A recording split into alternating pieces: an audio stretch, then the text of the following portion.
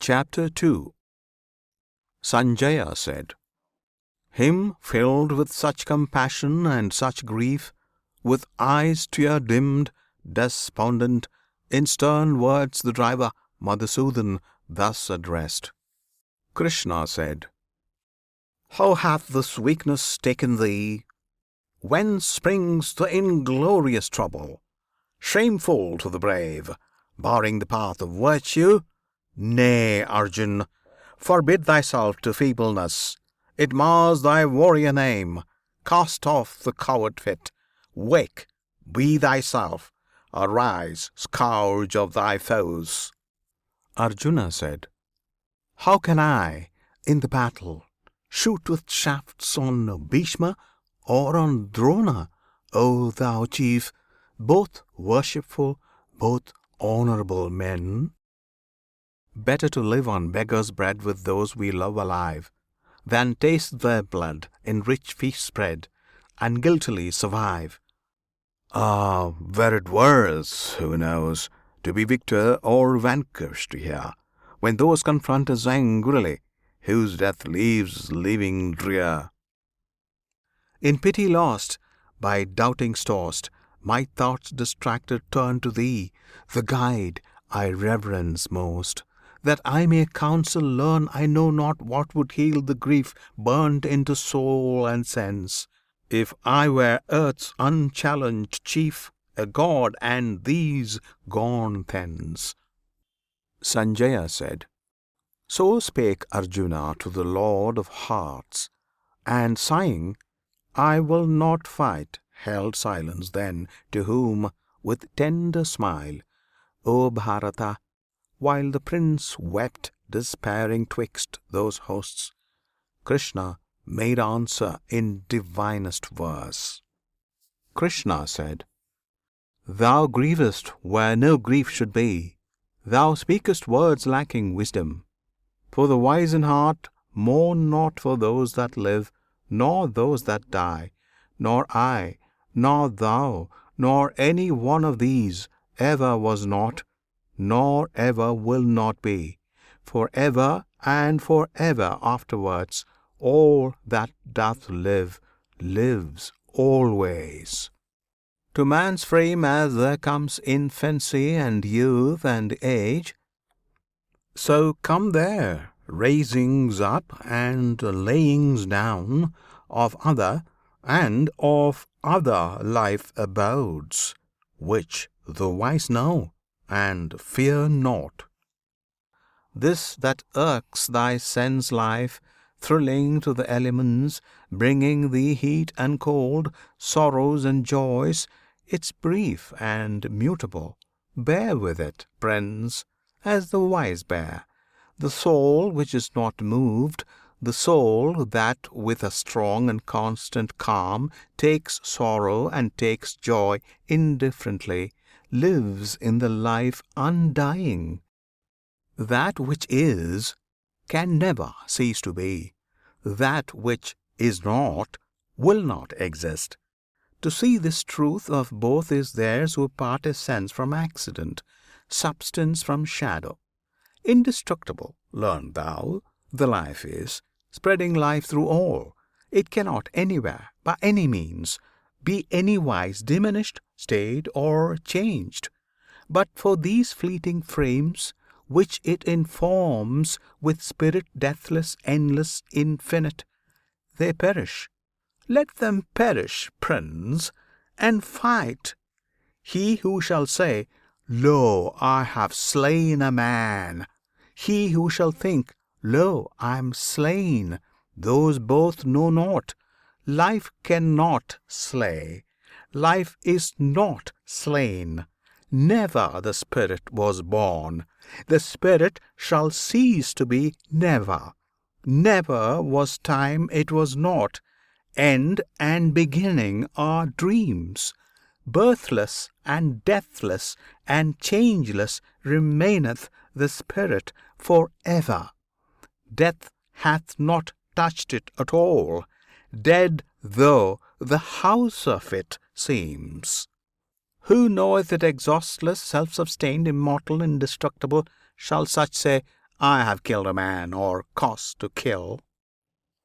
Nay, but as when one layeth his worn out robes away, and taking new ones saith, These will I wear to day, so putteth by the Spirit lightly its garb of flesh, and passeth to inherit a residence afresh.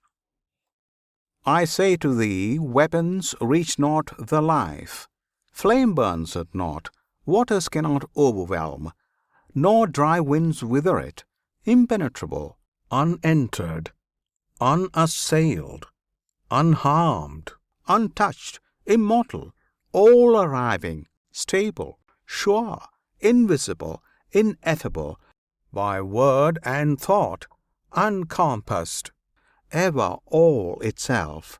Thus is the soul declared. How wilt thou, then, knowing it so, grieve when thou shouldest not grieve? How if thou hearest that the man new dead is like the man new born, still living man, one same existent spirit? Wilt thou weep? The end of birth is death, the end of death is birth. This is ordained. And mournest thou, chief of the stalwart arm, for what befalls which could not otherwise befall? The birth of living things comes unperceived, the death comes unperceived. Between them beings perceive. What is there sorrowful herein, dear Prince?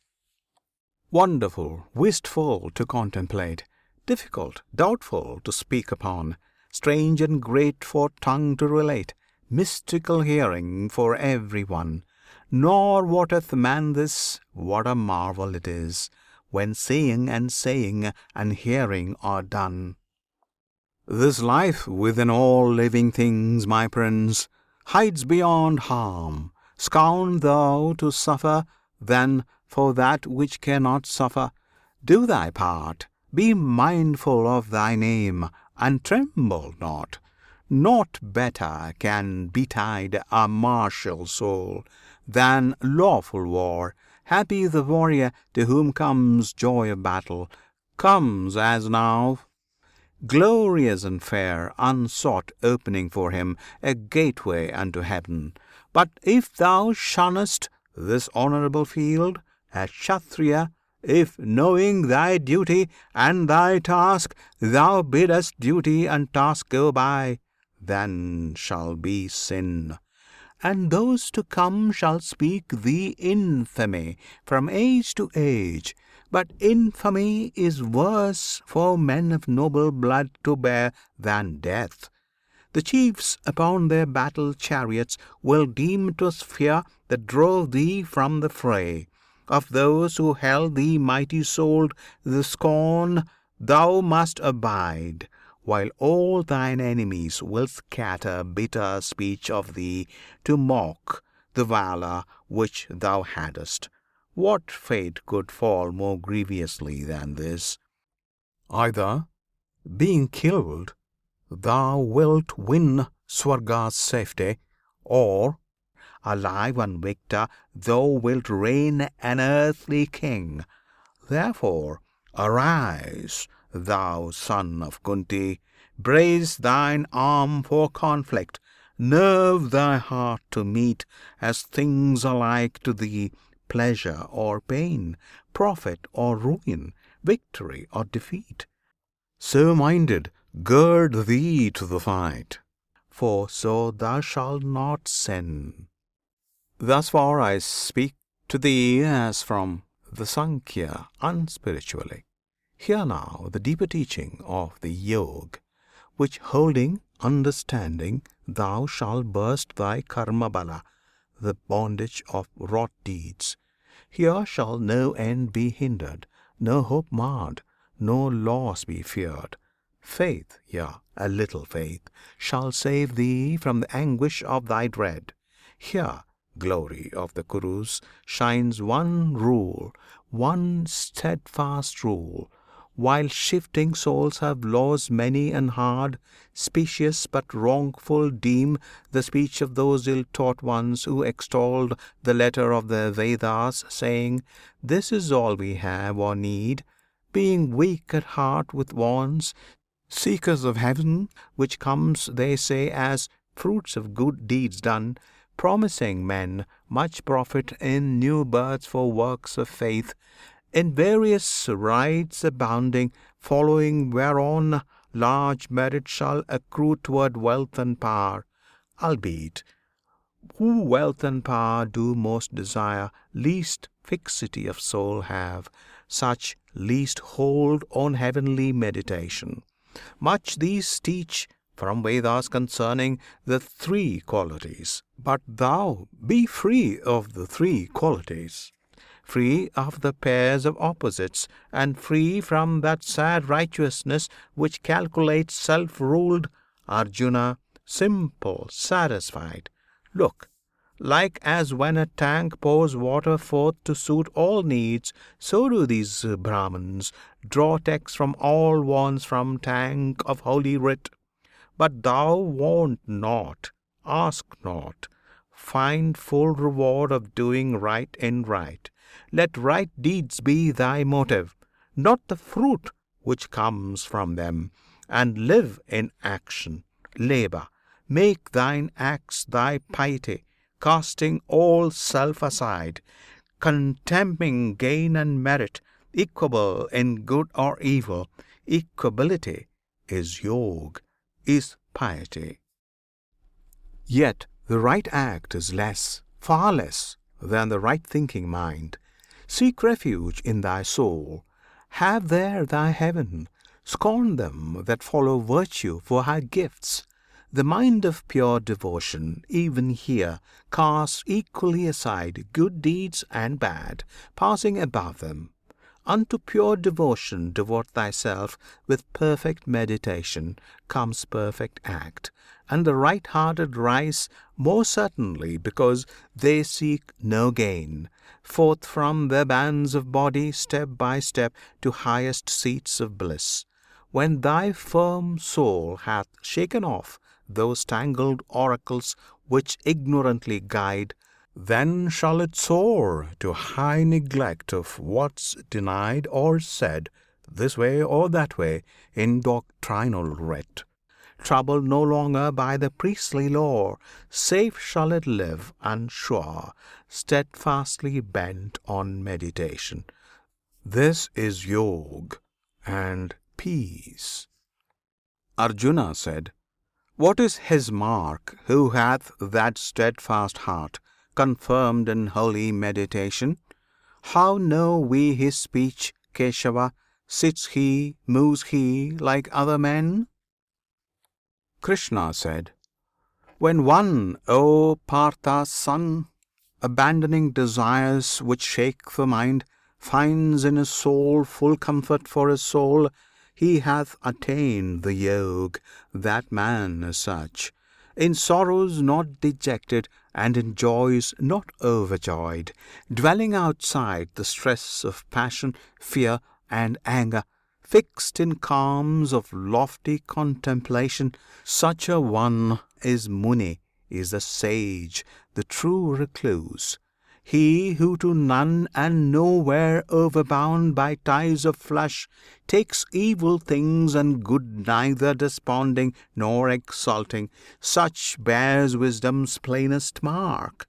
He who shall draw as a wise tortoise draws its 4 feet safe under its shield, his 5 frail senses back under the spirit's buckler from the world which else assails them. Such a one, my prince, hath wisdom's mark.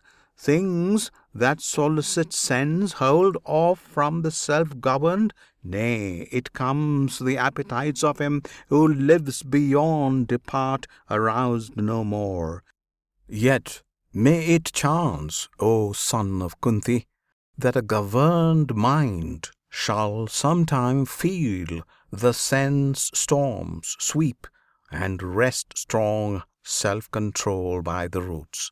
Let him regain his kingdom, let him conquer this, and sit on me intent. That man alone is wise who keeps the mastery of himself. If one ponders on objects of the sense, there springs attraction. From attraction grows desire. Desire flames to fierce passion. Passion breeds recklessness. Then the memory, all betrayed, lets noble purpose go and saps the mind, till purpose, mind, and man are all undone. But if one deals with objects of the sense, not loving and not hating, making them serve his free soul, which rests serenely Lord, lo, such a man comes to tranquillity, and out of that tranquillity shall rise the end and healing of his earthly pains, since the will governed sets the soul at peace. The soul of the ungoverned is not his, nor hath he knowledge of himself, which lacked, how grows serenity? And wanting that, whence shall he hope for happiness? The mind that gives itself to follow shows of sense seeth its helm of wisdom rent away, and like a ship in waves of whirlwind drives to wreck and death. Only with him, great Prince, whose senses are not swayed by things of sense, only with him who holds his mastery, shows wisdom perfect. What is midnight gloom to unenlightened souls shines wakeful day to his clear gaze. What seems as wakeful day is known for night, thick night of ignorance, to his true seeing eyes. Such is the saint.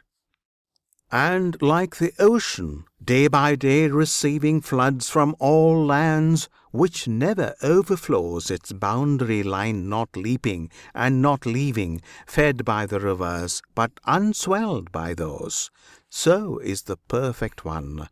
To his soul's ocean the world of sense pours streams of witchery. They leave him as they find, without commotion, taking their tribute, but remaining sea. Yea, whoso shaking off the yoke of flesh lives Lord, not servant of his lusts, set free from pride, from passion, from the sin of self, toucheth tranquillity. O Partha's son, that is the state of Brahm. There rests no dread when the last step is reached. Live where he will, die when he may, such passeth from all plaining to blessed Nirvana, with the gods attaining. Here endeth Chapter 2 of the Bhagavad Gita, entitled Sankhya Yoga, or the Book of Doctrines. End of Chapter 2. Recording by Jyoti Taravanat.